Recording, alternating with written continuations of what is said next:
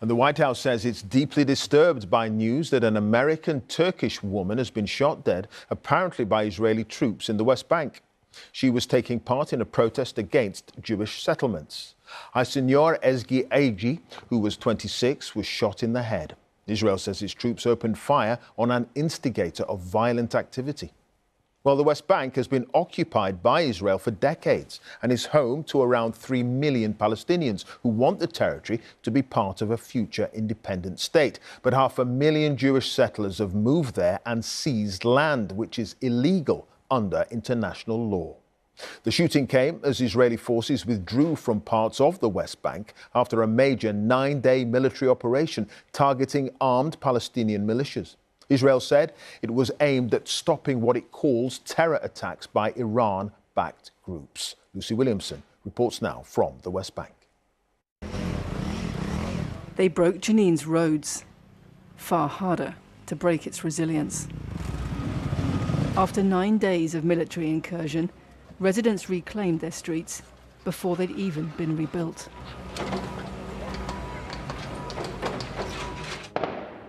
For over a week, Jenin hunkered down to the sounds of war. Its refugee camp, the heart of Israel's sweep across the northern West Bank to battle armed Palestinian groups.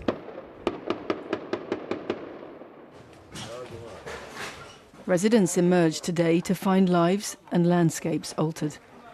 10 days ago, this was Khaled's home. Where do you even begin?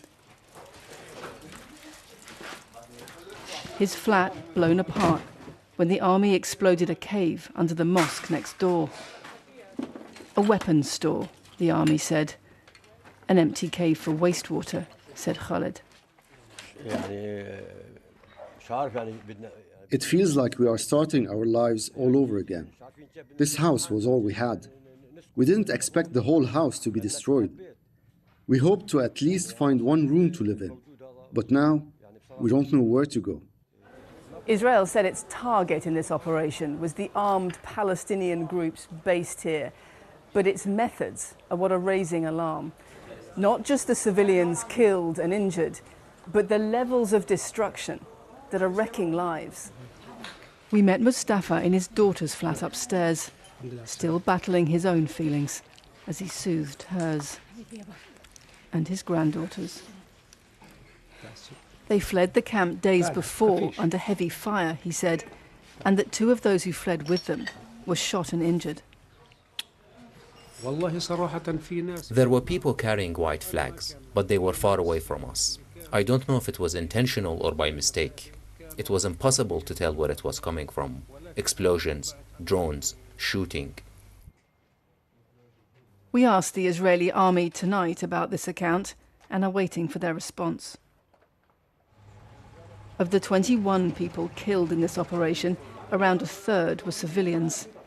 But it's the men known here as martyrs who are pasted up on the walls, fresh faces amid old bullet holes. The dead were released back to the streets today too. Bodies carried from hospital morgues to burial in the cemetery next to the camp. Among them, Mohammed Zubaydi, an armed fighter. 2 cousins and a grandmother killed before him. His father, once the local leader of Al-Aqsa Martyrs Brigades, now in an Israeli prison. A family of wanted men, eliminated one by one.